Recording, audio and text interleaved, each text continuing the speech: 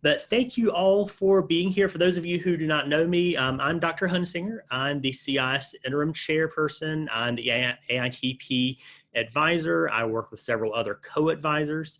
But today's session is going to give you a chance to hear from several panelists, several of which were former Appalachian CIS majors, others who have graduated from other places, but all who are active with hiring, talking with our CIS majors, offering jobs, offering internships. So we're going to talk about those things. What I'm going to do is, just to start out, I'm going to share my screen and just show you a few examples of where our CIS students have landed internships in the past. So you'll see several companies on here that are represented by our panelists today. There are some other companies as well that, of course, hire our majors, but this is just a subset of some of those companies that have hired students for internships over the past few years. Internships, they are extremely important from my viewpoint. I've been the internship coordinator for computer information systems here at Appalachian since 2008. So I've seen a substantial increase in the number of students doing internships, the value of them. Pretty much what I've seen in the past years is pretty much students who have done internships almost always, if not in some cases, in some years always, have landed a job or had multiple job offers before they even graduate. So I wanted to show a few stats with you. I do not have the summer 2020 shown on here because, as you are aware, with COVID-19, it did have a significant impact on pretty much all programs with internships. Still, last summer, we had about 20 to 25 interns that we had. Previous summers, though, I think is more indicative of the number of students who do internships. They can do them for credit, or they can do them not for credit. So you can see in summer 2019, summer 2018, both of those, we had over 60 students who did internships. Some of the job titles, these vary greatly, but just to give you some examples, those of you who might be interested in more technical fields such as cybersecurity, with technical support, software development, we've had multiple students who have done internships in those areas. For other areas such as IT audit, for project management, dealing with social media, there are a wide variety of opportunities that are available to our students. Internships, pretty much like I said, end up helping students land jobs. So many students do internships before they graduate. 100% of our students back for the past couple of years were placed in a job, or they were placed in graduate school within 6 months of graduation. Almost every single student who did an internship had a job offer or job offers in hand before they graduated. So you can see with CIS, by the time you have done an internship, by the time you then graduate, the salaries are pretty good. And those of you who are active with AITP, we had Grant Thornton here last week. We have MetLife here next week on Zoom. Pretty much a little over a third of our students land jobs with companies that speak at our AITP guest speaker meetings. So just wanted to provide that quick intro. I'm going to turn off my screen sharing now. And what I wanted to do is just give you an idea of how things will work today. We do have multiple panelists here. We have 5 panelists who will be providing some information about their experiences in hiring students who have a CIS background. Also, their experience if they did an internship back when they were in school, their other experiences, pretty much their perceptions of the value of internships. So I'll ask a couple of questions. I'll ask each of our participants to introduce themselves, but then about halfway through the presentation, probably by about 2:25, 2:30 at the latest, I then will invite any of you who have questions to put those in the chat. We will then allow you to unmute yourself and allow you to then ask your question to one or more of the panelists. So with that being said, I'm just going to go in the order in which I can see the panelists on my screen. The first one that shows on my screen is Lydia Dyer. So Lydia, if you'll introduce yourself to everyone. Hi everyone, and thank you, Dr. Hunsinger, for having me. I'm It's nice to see some familiar names from the career fair this past week. So my name is Lydia Dyer. I am a university relations recruiter with CommScope. We are a global infrastructure and telecommunications company where in my position, I get to oversee and manage our early career programs. So internships, graduate rotational programs, and co-op programs.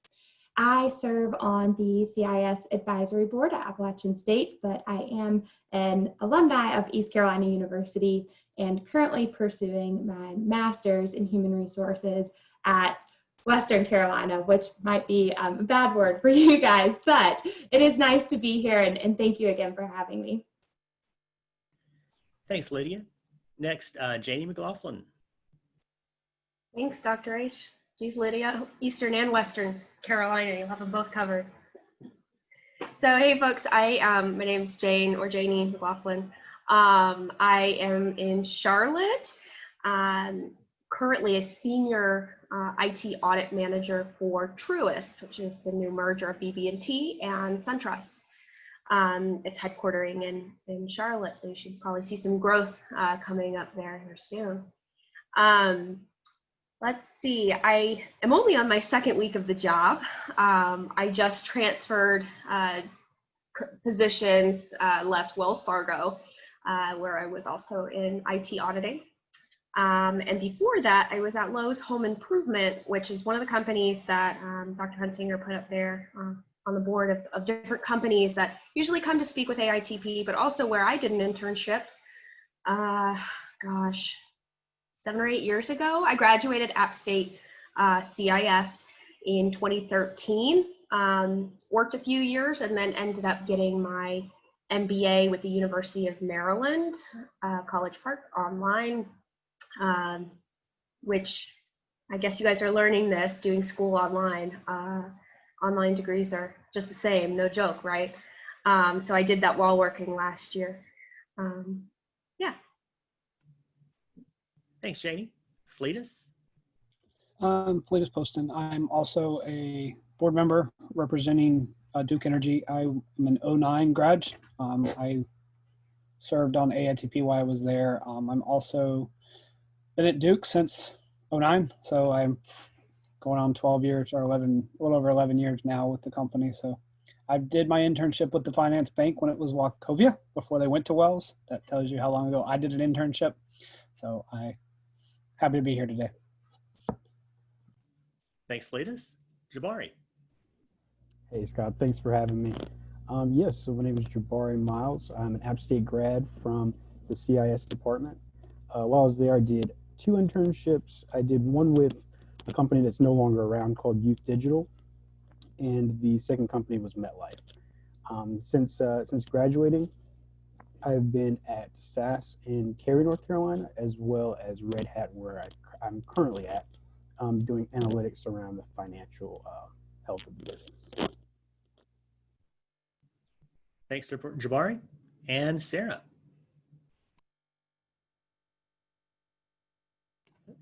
You're muted, Sarah.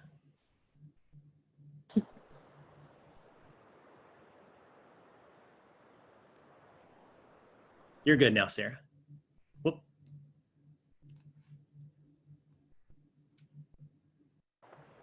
Okay, can you hear me? Yes. Sorry about that. Thanks, Dr. H. My name is Sarah Alberti. I graduated from App State in December of 2016. While I was at App, I interned with Liberty Mutual, and that was in Portsmouth, New Hampshire. And then more recently, after graduation, I started with MetLife in Cary, North Carolina. And I work in the data governance space within data and analytics, and I focus more on training and communications. I'm excited to be here. Thank you. Thank you all. So like I said, what I wanted to do first is just have a brief overview, and I'm not going to call on panelists individually, but I'm just going to ask a couple of questions just to start the discussion. As you might imagine, I, being the internship coordinator, I am biased towards encouraging students, hey, you ought to do an internship. They're really important. I know from teaching in the classroom that sometimes when the instructor says something, yeah, whatever. But then what I've heard or what I've seen is when those folks who are working out in industry tell students sometimes the same thing that myself or other instructors tell the students. It seems to resonate more. So I have not provided these questions in advance to our panelists. So I'm just going to start out with a question of, do you think an internship is important to a student? And if so, why? And if you disagree, why not? Want me to get I'll it jump started? in and take it. Go ahead, Janie. Okay. Do I think an internship is important? Mostly when I was sitting in your seat, I was in your position, I was like, I just don't want to go home this summer. And you guys are in a really good spot in being computer information systems, because a lot of those internships are typically paid, and paid well. Not all of them, but most of them now, for those programs to be competitive. Because truth is, the companies need you guys. And it's a really good opportunity for you to test drive what the job's going to be, but for them to also kind of test drive the new employees that they're going to get as well. So it's a really good learning opportunity for both of you. But it really kind of helps you break that barrier of, I don't really know what I'm doing, and they have a little bit lower expectations because they're there to teach you and help you learn through it. So it's a good opportunity, and you kind of have that path to say, I don't know, can you help me? I'm here to learn. So I think it's completely valuable. I mentioned I interned at Lowe's Home Improvement with probably about, a good 50 other IT students from all over the country. And at the time, Lowe's then had a hiring freeze while they reassessed the company's financials and their expenses. And IT wasn't hiring at all. And turned out IT audit was hiring, and good recommendations through the internship grapevine at the company allowed me to get hired. So I think it's a really good opportunity, and I've never really gone since then without having some kind of option, because you're in a good field and a good degree, and an internship only just helps get you ahead there.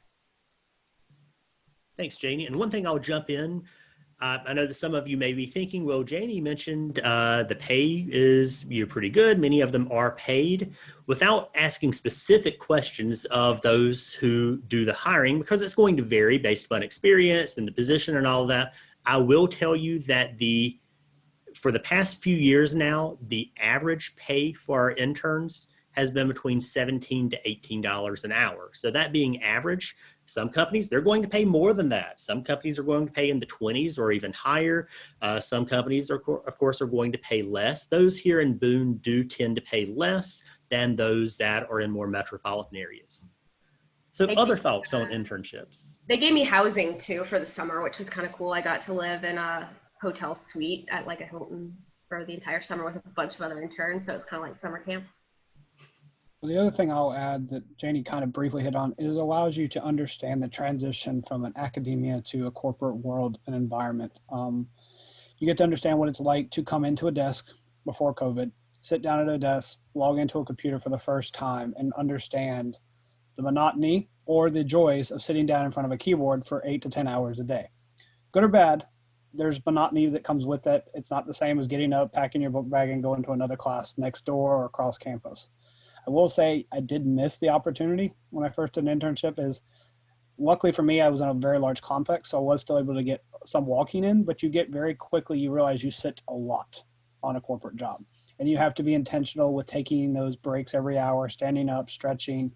And you also learn that sometimes it's better to IM or send a message. Sometimes it's better to email, sometimes it's better to call, and then sometimes it's also better just to get up and walk over. So those are lessons learned you learn as an intern that'll help you when you get into a full-time job, that you learn different people operate different ways. So you'll learn some coworkers respond better to an email, some coworkers respond better to a phone call, some are better with a drop into their cube. You also learn basic etiquette of when it's appropriate to walk into someone's cube, when it's appropriate to walk into someone's office, and when it's better just to say, I am me, call me when you have a chance, and then walk down. So you'll learn basic etiquette and just understanding of how different people work, because you'll work in different generations. So different generations respond to different things. I know that Lydia is responding from an HR point of view, you learn that very quickly that you don't as a student, because your professors usually had an open door policy, but at the same time, your coworkers may not, your manager may not. They should, but they may not have an open door policy. And you'll learn that very quickly, and you'll learn how to address that. Yeah, and I think that's a really great point, Fletus, because, you know, when you think about being in a classroom, you're around people that you're very similar to, or at least kind of you have similar interests, you know, you guys are the same major, things like that. And then when you get into a professional setting, it's, you know, you'll find people that you are very similar to, but you're going to find people that you have nothing in common with. And I think it's really important to learn like those soft skills of how to interact with people who may not be anything like you, from different backgrounds, however it may be. And I think it's, you know, also very important because when we're in the classroom, we're given scenarios, and normally it's a pretty cookie cutter scenario, whereas in the real world, you know, things happen all the time that you're not expecting, obstacles arise, and I think it's a really cool opportunity for you as an intern to kind of get a glimpse of what it's like in a professional setting, where requirements may change, your scope may change, something might change, and it's not necessarily something you may have experienced in the classroom. So just getting that little bit of experience before you start your full-time job, I think is really important. I would add on and say that that an internship is, it may be one of the last times that you're really in a candidate pool of people that you know have the same experience as you. It's once you graduate and you apply for that first job, you're going to be in a pool of candidates that may have 2 to 3 years of experience for some of these entry level positions. So I think it's really important to start building your resume, which really is ultimately like a picture and a story of your experiences. So I think building that as quickly as possible. And if you do happen to be in a pool of applicants where it really is mostly people coming straight up undergrad, you'll have a leg up on a lot of people that didn't do an internship. So really just trying to find a way to get ahead of the other people in an applicant pool is really huge, and to stand out, because it's really easy to filter and to throw out resumes that don't have much relevant experience or any signal of your work ethic or your reliability. And really, I'm not in HR, but I know that's one of the first things they're doing is trying to just get rid of resumes. So any way you can build yours and stand out from others is really big, and I think an internship is the best place to start, and it's your first opportunity to really start. Jabari, from an HR point of view, I could not agree more, and my answers are going to be more HR related rather than very technical. But I can say that a fresh out graduate with internship experience does attract our manager's interest much more than someone without. So showing that you can transfer the knowledge that you're gaining through your coursework to a work setting is invaluable. So take advantage of the time. The great thing about an internship is that you come in and no one expects you to be a subject matter expert, and no one expects you to come in and hit the ground running. The managers that, well, with our organization that we pair you with, are totally invested to the intern program. They see the value in it, and they are there to help train and develop your skill set. So they're there to help your overall professional and technical development. So I will also say that internships are vital for many organizations right now because of an aging workforce and population. In about 20 years, the majority of the workforce is going to be retiring. So it is important to bring in this new generation of workers, but also transfer the skills and avoid any of that knowledge gap that may be there. So that I speak on behalf of our company and a lot of other companies out there, that is one reason it is so important to have internship programs. Thanks, everyone. Before you go one more, I'd like to add one other thing that I think, or two things that are kind of tied together. So the first off, it also allows you to see process and procedures that company use. So you know how to go back and adjust your studying or your ability to learn. Some companies will give you manuals to read, not physical anymore, it'll be soft. Some will give you training material, computer-based learning to learn, and some will just give you, hey, go Google this. Like they're not going to teach you how to do things. They're going to make you or see how your aptitude to learn is. So by doing an internship, you're able to show that you already know how to navigate certain corporate software, how to use Microsoft software, which is taught at the school, how to use mail clients, which seems to not be as prevalent in some undergrad. Like they've never used a mail client. They're used to just using Gmail. Like there's settings you use in Outlook that's important to know how to use, and calendar, scheduling meetings, soft skills like that. And then the flip side, it also teaches you basic money management. So you get that first paycheck, you're understanding what Uncle Sam's going to take from you, and you understand the importance of putting money aside. And so when you get that first paycheck in your full-time job, you don't just go blow it, because you'll have an idea of what to budget for, and you know that you're counting, like you may make $20 an hour, but you're only going to bring home 11. So it's a rude awakening for some people when they get their first paycheck. They're like, where'd my money go? And I'm like, you're welcome.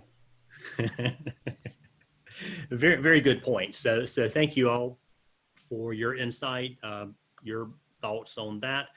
I'm going to ask one more question for now.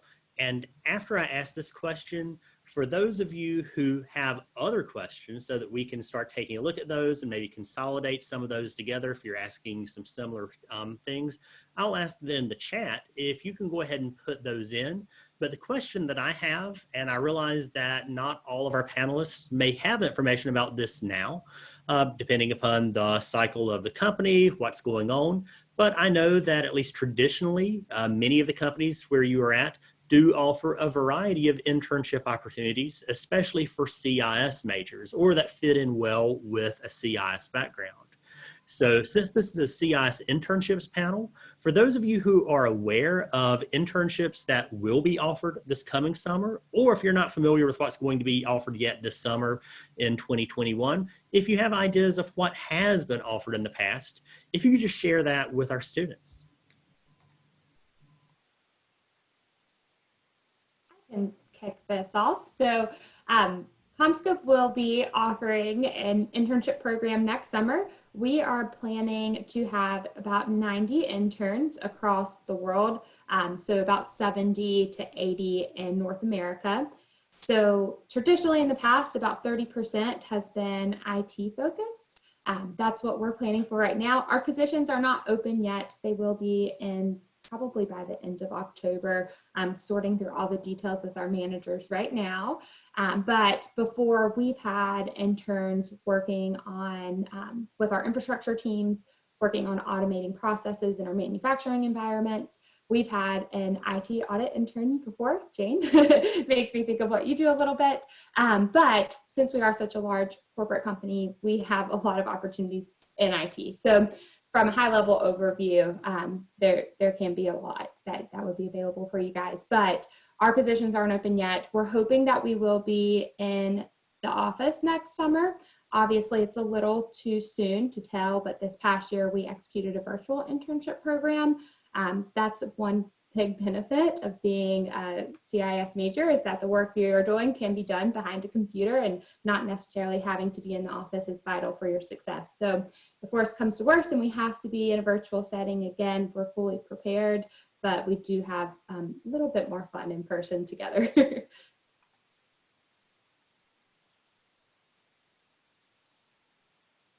So as I mentioned, I'm on my second week of the job at Truist, so I'm certainly figuring things out and trying to understand what that outlook's going to look like for interns and new associates, because it's something I've really taken to heart in the past. At Wells Fargo, it was a lot of fun to be able to work with the onboarding and training for IT auditors.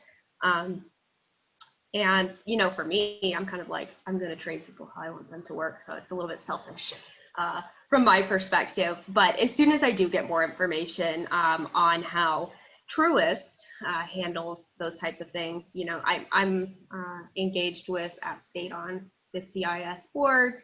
and we'll continue to bring information in that way.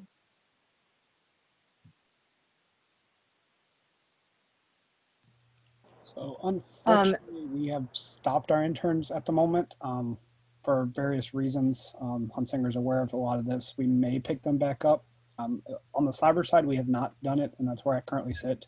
Just a heads up for you guys, our cyber department is no longer part of our IT. We're in a separate organization, so I do speak very highly of our IT, and I would engage in it, but we don't sit in the same. So we have a different management chain who decides when and if we bring in interns, and a lot of our cyber stuff are coming directly in as associates. So we have to figure out how that works. But that's something we've done in the past, and something I'm looking forward to doing again is just bringing in CIS students to come see us. So come see a day in the life. And that might be almost as helpful to know if cyber is something you want to do by just coming in and doing a site visit or just reaching out to us, and we'd be happy to do that from a cyber point of view. And I am going to plan to talk with our IT counter and see if they're planning to bring interns back, but I know a lot of the work we've switched over to is bringing in contract works. So we've partnered with a lot of contract firms to bring recent grads in for like a 90, 120-day trial or a 6-month trial and then convert them. So 6 months full-time is kind of what they've been doing. So Lydia can speak to some of that, probably understanding from an HR, but we've kind of moved to that route is we'll find a sourcing company to give us someone for the first 6 months, and we decide if we're going to convert them, or we do a 12-month contract and then convert. The goal is to convert. So it's not just we want to use you for 12 months. We just want to bring, but that might be the best way of getting into Duke is through some of those sister programs of coming in, and we let you try out a team for 6 months. We get to know you, similar to an internship, just a little bit longer.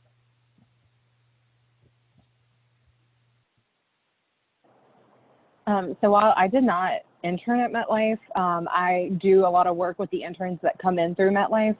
I will say that for this past summer, much like Lydia was describing, we had fully online virtual experience. I can't speak on behalf of that's the plan for next year. I think we're all kind of hoping that by next summer, we're all back in the office. However, we've had interns that do anything from very technical positions with development or database administration work, all the way to folks who have degrees in science and HR, and they are doing more of the project management side. And so there are a lot of opportunities, I think, at MetLife. I believe Dr. H said that next week MetLife will be an AITP meeting virtual, and whoever is presenting it, if it's Jenny or if it's Mike, any of our HR folks there, they'll be able to let you guys know a little bit more of the specific internships that we'll be providing, but it really is a great place to be. Probably anyone on this panel can say the same thing. The internship programs that it works closely with in the companies, they make the experience really great for everyone. So I say it doesn't matter where you go, because I think no matter where you're going to go, you're going to get a really great experience. So while I don't have specific positions, I would say it's a really great opportunity just to look into the listings and go to these AITP meetings and listen to the folks and what they have to say about their internships as well. For us, I know that there's a few internships already posted right now. We have less of a centralized internship program. It's more decentralized, to where each team is kind of in charge of their own intern experience and things like that. But I do know that we have some software engineering, a few IT out there, a few IT internships, and I know that my team will be having an intern this year. Although in past years we've usually had graduate students be interns, I still recommend everyone to apply if they're interested. Thanks, everyone. I see that a number of questions have already been posted. So what I prefer to do instead of me just reading these out, I'm going to go through these in order. So Janae Sanders, if you don't mind, if you'll ask your question, and you'll need to unmute yourself. Hi, I'm Janae Sanders. My question was, what is the best way to reach out to companies we are interested in if we don't have a direct line like through you guys? Oh, Dr. H, this is where I would say you guys, AITP, no joke. And they have some really good individuals that go to those meetings and who are prepared to answer those questions, and some really good companies that the club works really hard to line up. As representatives of the companies as well, we try to get hiring information through Dr. H and the other professors in the CIS department, and members of the board as well try to stay engaged to push that information out. So I would say just pay attention to your emails that usually get blasted out from the CIS administration as well. But I would definitely encourage you to engage with those that represent their companies in the AITP meetings as well. And I'll just jump in real quick from the CIS side. If there are companies that, for instance, say that you're interested in a company that has not traditionally hired our students, I recommend first reach out with Business Career Services here in the Walker College of Business. They may have some contacts through others here on campus. So even though CIS hasn't hired, maybe another area in our College of Business is hired with that company. Also, don't hesitate to reach out to me directly and just say, hey, I'm interested in perhaps getting an internship with this company. I can look to see, do we have some previous alumni who I know who are working there? So that's a good way to at least figure out who to step in and talk with first. Also, though, do look on Handshake as well, because I found a number of students do not look there. Handshake is a way that you can find information about a number of companies, but if they're not listed there, you can reach out to me, reach out to Career Services, and they can help you as well. I'll add a little bit more to that. So you've got a board both in the CIS department who has probably worked across multiple roles. So even though we're in that current role, we may have contacts. We have a network that's pretty extensive. So getting in front of your board, both at the CIS and the Walker College of Business, is probably another way. I'm a geek here, so I'm going to mention Google Dorking is another way of finding people. If you learn how to search in Google, so for those people who do analytics, learning how to do Google searches, you can find a lot of information about a company. You can find out what jobs they have posted. You can find out resources, and then you can use open source intel, such as the social networking sites, and contact these people. We have a lot of people who can reach out very quickly through LinkedIn and other profiles and just introduce yourself, say I'm with AI, especially if you can find a connection. I know you because of this. I know about your company because of this presentation, and just reach out. It's cold calling. It's more like sales, but you may get lucky and you may be able to. I've interacted with several students who found me on LinkedIn from the AITP purpose, from ASU, and then from other universities that I've spoken at. So I have no problem with people reaching out. You may not get an immediate reply, but understand that you can use the board from both the CIS and the Walker College of Business, Career Business Services, or just using open source intel of searching through Google. I mean, Google is very powerful. You can learn a lot about a company, what jobs they have open, what skills they're looking for. And to be honest, you can learn what tools they're using, so you can actually go research those tools as well to know how to present yourself in that interview. You can use the internet both as good and bad. Here's a good example of how to use the internet. I think I would like to. Sorry. Sorry. You go ahead, Sarah. Okay, thanks. I was just going to kind of piggyback off of what Dr. Hunsinger mentioned about using career services within the Walker College of Business. So the position that I interned with, Liberty Mutual never stepped foot on an App State campus. If they did, it was more for the insurance folks, because Liberty Mutual had an office in Charlotte, but it was mostly for the insurance side. And I had found it, I actually worked for the student services, and there was a leadership conference that Liberty Mutual was hosting. And I thought it was really cool. It sounded really exciting. They flew you up to Boston. It was this 2-day experience. And really that leadership conference was an interview while you were there, and they were interviewing for internships. And I looked, they said, we're interviewing for internships if you're interested. I wasn't necessarily interested in going out of state, but I looked at what they had to offer in the IT space, and it sounded really exciting.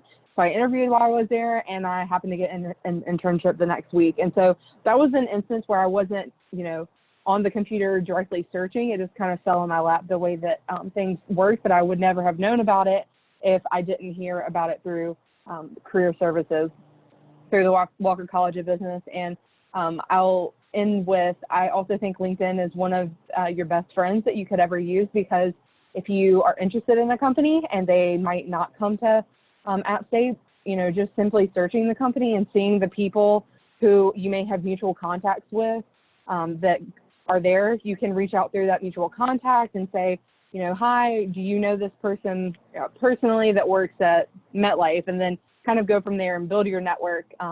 You know, as Fletus said, people will respond to you. It may take a little bit, but people are super willing to help you find a job because everyone has started from the same place. You kind of have to remember that too. So people are a lot more willing to help than you may think. Next question, Hannah Helms. Hey, I'm Hannah. I was just wondering when's like the best time to look for an internship, like sophomore year or junior year? Typically, companies will like to hire upcoming juniors and incoming seniors for their internships, because by then you're in your core classes and you can apply some of the knowledge that you're learning through that coursework. But every company might be different and will have different requirements. For CommScopes, for example, we only look for upcoming juniors, seniors, and then we also hire masters and PhD students for some of our positions. So sometimes if you are a freshman or sophomore, it might be too soon, but every company has different policies. I say look over the job description, and if there is a requirement that you have to be a certain class, then just make sure you do meet that requirement before you apply. From a personal experience, you need to at least kind of where we just came in there, you need to have some core experience. If not, you're going to be floundering. I know we've seen that before. We think they've had more core experience than they've had, and we've had to, I mean, we've taught them, but there's things that we assume that they would have came in with though. And we also have to realize, like Sarah said a second ago, we forget what skills you learned on the job and what skills you learned in college after you've been in the workforce for a while. So we tend to forget sometimes that they may not have used a SaaS product before. They don't know how to go into a cloud product. They don't understand how to log in. They may not understand basic tools that we're used to using on a daily basis, such as 365 or any other platform that were just common to us. We assume it would be common to them, but it may not be common to a student. So just be humble when you come into your interview and say, I'm willing to learn, but at the same time, you got to meet the basic requirements. So I would say at least a rising junior, if not a rising senior, because we tend to want to offer a job, and we can't offer a job to a sophomore rising junior. We want to offer it from a senior rising or a junior rising to a senior. So when you leave your internship, you can pretty much have a job offer in hand for your senior year. And I'll chime in here as well from the CIS perspective. I would recommend that students who are rising seniors, so once you've completed your junior year, be looking for that upcoming summer before your senior year. One of the reasons why is because if you're wanting to do an internship and also earn academic credit, you can earn up to 9 hours academic credit for doing the internship for credit. You have to be admitted to the College of Business though before you can do that. And you can't be admitted to the College of Business until pretty much you're a junior. So several reasons why, in addition to what Lydia and some others had mentioned, if you've not yet taken those core junior level classes that you can't take until you are admitted to the College of Business, unless you already have that expertise, you are going to be missing perhaps some of the things that companies would be looking for. So let's keep going through the list. The next question, Emily Weiler. Hey guys, okay, I don't want to be super redundant because I'm sure y'all read it, but so yeah, if there's anything you would recommend in terms of like just things we can kind of work on our own to kind of mitigate the weight of not having an internship, or like at least replace that experience that would come with one, I would love to know. And I'll pick one thing from that to get perspective. Certifications. What do those of you on our panel think of IT certifications? They're good and bad at the same time. They're good in the sense that show that you've taken the time to get certified. They're bad in the sense that now you believe you're an expert in certain things. So I've had to humble people down. Just because you hold a certification doesn't mean that's how the company is going to use the book knowledge. Same with an undergrad. We all know that book knowledge is great, but application is generally how it's going to work in the workforce. So to your point, Emily, if you can't get an internship, what I advise a lot of people to do is volunteer. Find ways to volunteer and put that volunteer experience on your resume. Volunteering to help a nonprofit set up a basic network, volunteer how to do basic word processing, come in and help them with a mail serve, help them with formatting of documents, come in and write a document, do a document, help build a policy, help build a procedure on the knowledge that you've learned in your classes. So you've all went through IT service management courses, you've all done basic networking, you've all done basic programming. So you can apply those knowledges to a nonprofit such as a church, a soup kitchen, or anything, and you put that on your resume. Any projects you do externally is almost the equivalent of an internship. If you show the aptitude that you've applied your knowledge in some way, shape, or form, document that on your resume. Build a section out of working knowledge, trainings you've taken. If you wrote a white paper, if you published a paper, those can speak to just as well as an internship. If you've taken the aptitude to publish something or to blog, if you've got an active blog that's a technical blog, put it on your resume. Us as people, we're going to go look at we're going to find you anyways. If you go ahead and share your website and make it professional. You want to talk about what you've learned, lessons learned from a project, lessons learned from a class, how you've applied that knowledge. That kind of meets a lot of your questions, but if you have something specific, just drop it in the chat and I can answer it as well. Yeah, I definitely agree. And I think even having, basic work experience, Emily, would be a great thing to put on your resume too, because you're still, learning those soft skills that really cannot be taught by anyone.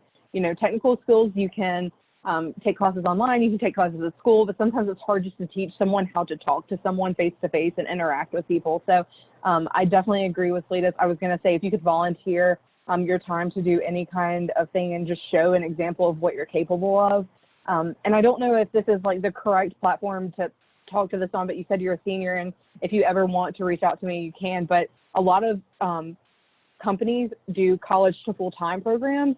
And so even if you haven't interned with the company, companies will still hire you. So when I came in to MetLife, mind you, I had an internship, but I wasn't a MetLife specific intern. But I had 3 people that were in my cohort who had never had an internship before. And for like statistical and percentages, we only had a class of about 13 people. So 3 of them had never had an internship before, but it was their previous work experience, their volunteering, the clubs they were involved in, the leadership positions in those clubs, things like that that really made their resume stand out. Because even a project that you do in one of your classes, you can talk. I've talked about, even to this day, I talk about a database administration project and our senior capstone project that we had to do. I talk about that project to this day because, it comes up in conversation. And when I was interviewing, a lot of the people I interviewed wanted me to explain that project a lot more, even though I had had an internship. So don't be afraid to put the classes you've taken and examples of projects that you've done. Even on LinkedIn, you can add projects you've done and upload material from it if, the group you're working with doesn't mind. And you can always have that available on your LinkedIn too. They don't forget about your soft skills. Everybody knows too at some point, like it's good to have the technical stuff on there. And this might hit on another question that was in the chat about, I may not have as many of my CIS classes yet. Don't forget your other soft skills, because most people, no matter what level you come in at, you're going to have some level of training, because every company is different. Like I said, I'm on a 2nd week, but I'm at a senior manager position. Next stop for me is director. And I don't know what I'm doing. I have a good idea and I communicate with people and I'm learning from them, but all the acronyms are different, the systems and the tools they use are different. So I'm learning it and I'm taking that opportunity, and they take me on because they know I work hard. So don't forget to play up to those other things it does take to be in a business job: communication, writing, other classes that you've learned from. Just to add on, kind of along the lines of what Fletus was saying, just finding exactly what you want to eventually be doing and making your own project out of it. And if you were interning or interviewing with my team doing analytics, I would probably be just as, if not more, impressed to see that you found some data offline, you scraped it, you cleaned it up, and you did some analysis. And that's how you took your entire summer to do that. And you didn't kind of just look at the summer as a break. It is a break, but really you should be working and hustling through the summer, because I mean, there's a lot of people who, a lot of other people who are, but I would see someone that did that and took the motivation to do that at home, and there was no pressure to do it or no timeline, but they were just self-motivated to do that and do a project like that. I would see that as more impressive, from my point of view, than someone who had an internship.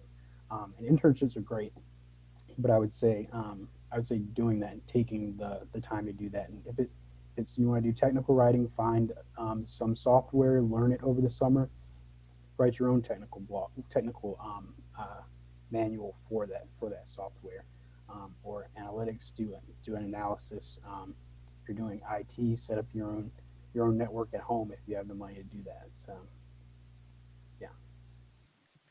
And Janae had a follow-up question. I think some of you have actually indirectly hit on this already, but for those, especially student athletes who are unable to do a summer internship because they have sports activities or other things that they have to take part in, any suggestions for those students?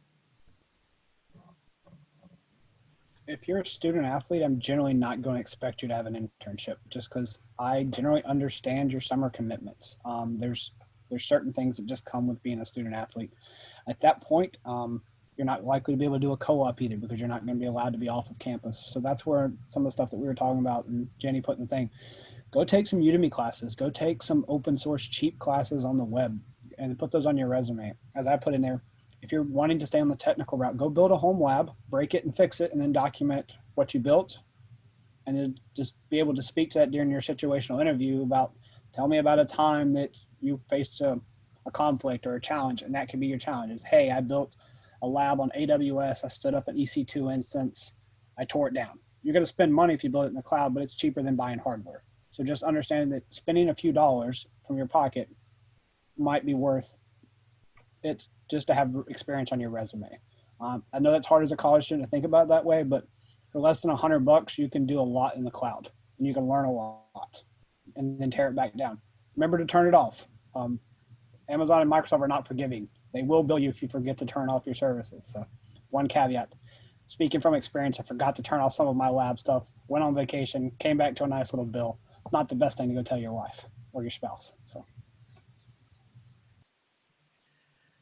Anne has a question, and Anne, feel free to elaborate on that.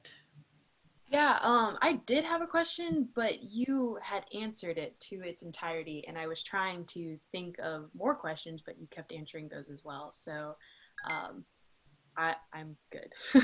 Okay, very good, Anne. And I think we've answered some of this too from John Charles Sams, but John Charles, if you wish to elaborate or let us know that we've answered your question. Nope, you've answered, you're good. Great. James Folks.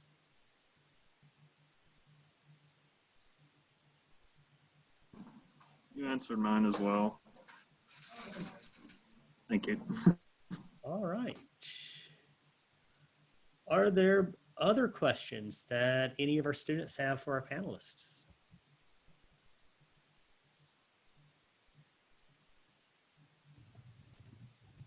If not, I have one question. Yes, go ahead. What kinds of certifications would you be willing to recommend? I am a senior now. I applied to get an internship, but I'm pretty sure it was canceled.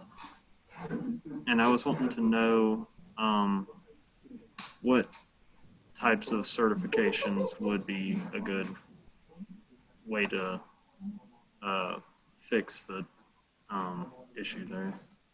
I'll be honest with you, look for certifications that you're eligible to take. I mean, honestly, there's a handful that we really like in the industry. I know, just speaking from the audit perspective, there's the CISA, CISA, Certified Information Systems Auditor, but that needs like 5 years of experience, and the test is really expensive. And you'll find that companies will end up paying your test costs and your training costs and your training materials. So if you do look into certifications, look at something that doesn't require you to have a bunch of years experience or to claim this certificate, or that would be really expensive, because let's just be economical here. You know, if you get into a company, they'll help you pay for that. One way I did early on in my career, wasn't before I got hired. I was hired into a full-time position, but I had more bandwidth as a new hire associate to take my auditor test, and the company paid for it, but I didn't have the year's experience, but I was actually able to keep it and wait. So I could say, yeah, I passed the test, which is the hardest part. And then a couple of years later, I could apply for the certificate.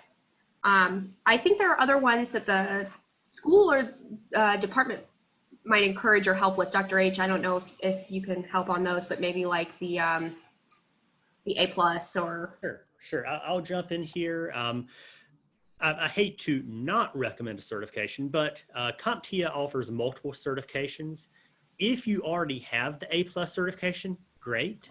If you do not, personally, my opinion is that that is not one that you should be pursuing because that one is more hardware based. It doesn't hurt, but as a CIS graduate, pretty much some of the other certifications that some of our students have gotten. I'm mostly just listening to it. So. Good.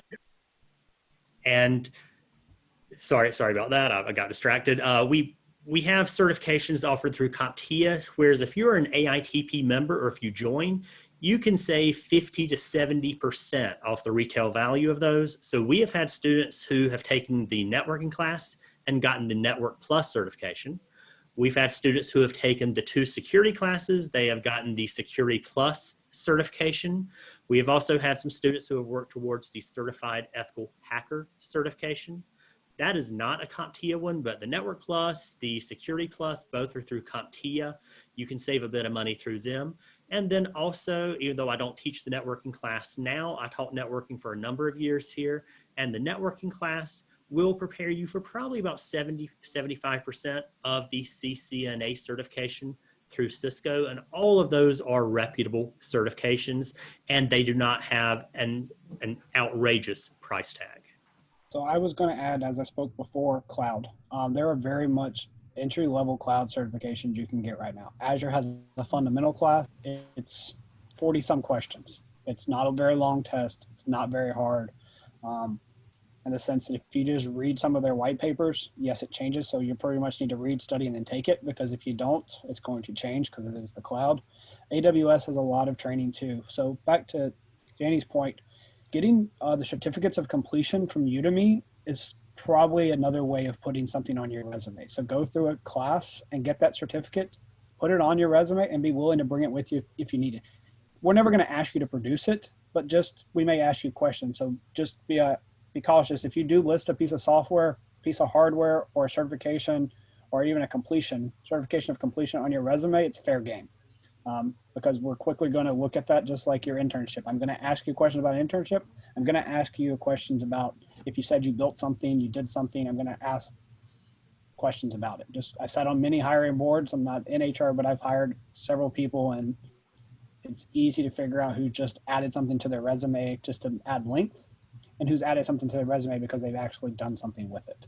And while we're talking about resumes there, you can say working knowledge. I would, like if you've done it a little bit, put, I have a working knowledge, or say I'm a novice. It's fine to put the word novice on a resume, especially as an undergrad. We're not going to expect you to know everything about it. If you've just played with it, list it, say I have a working knowledge, or I'm a novice in this skill set. That could be from Python, from R, from cloud, whatever you want. Just list it and say you've at least dabbled in it, and then be able to talk about it. When I say dabble, you've done more than just write a hello world program. Thank you. Really quickly, just because Fletus was talking about resumes, please get your resume in order, because it takes all of one afternoon at the BB&T Leadership Center, and you're good to go. I was talking about people, HR trying to find ways to get rid of resumes. You can have 2-3 internships, but if I can understand what you did from your resume, I'm definitely going to throw that out. I mean, you would be surprised with the kind of resumes that come through with people with master's degrees and doctorate degrees. So do that, and I know it's a lot easier to not do it or to go to comeback shack with your friends, but take the afternoon and do it. And also set up your LinkedIn, make sure that looks good. And whenever you do interact with anyone that has some kind of connection with you, you should be connecting with them on LinkedIn. That's a hint. I should be getting about 40 connections once we get off of here. So make sure your LinkedIn has something. It has a picture and it has some description. It doesn't need to be super detailed with everything you've done in the last 4 years of your life, but you need to have something tangible up there. Yes. Some of the things I've heard from employers in the past, some of their pet peeves. First off, know what degree that you're getting. And you may think, well, that sounds a little weird. I know I'm getting a degree in CIS. No, you are getting a Bachelor of Science in Business Administration, and you are majoring in CIS. You may think that's a little picky. Well, employers, if you put that you are getting a degree in CIS, or I've even seen CIS, you've spelled out incorrectly, that is going to turn off a number of employers. Obviously, spelling and grammar errors are going to turn them off. And this is from talking to a wide variety of employers over the years. Also, your GPA needs to be accurate. Don't just have a GPA from a year ago. Don't guess at your GPA. You need to have it to be exact. Within 2 points is fine. You don't have to go beyond that. But your 2.96 is not the same as a 3.0. So be honest on your resume. Also, make sure that you have things where employers will be able to quickly see what your skill set is, why they should hire you. The average employer, according to studies, shows that they're going to look at your resume for about 7 to 8 seconds. They're going to look through very quickly and make that first pass. If you have errors or there's things that turn you off or turn them off, they're going to put your resume to the side and perhaps never look at it again.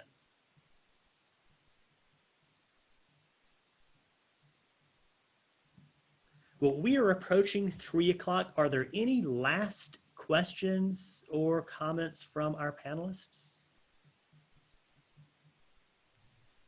So kind of like what we've talked about here, we are fair game for any of you.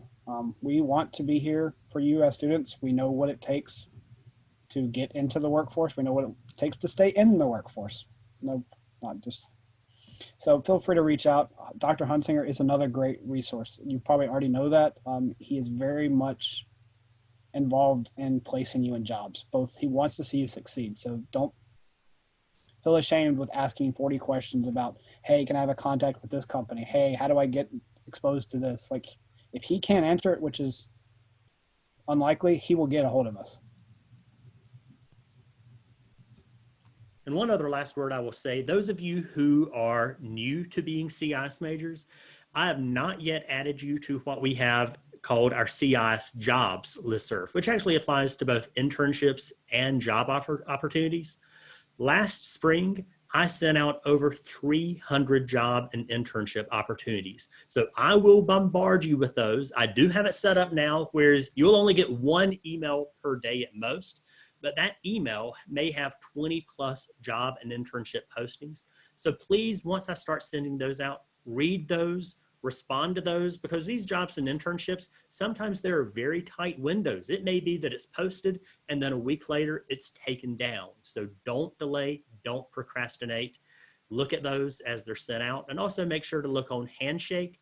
Take advantage of the career fair that's taking place virtually tomorrow. I believe that's going to be from 9 a.m. to 2 p.m.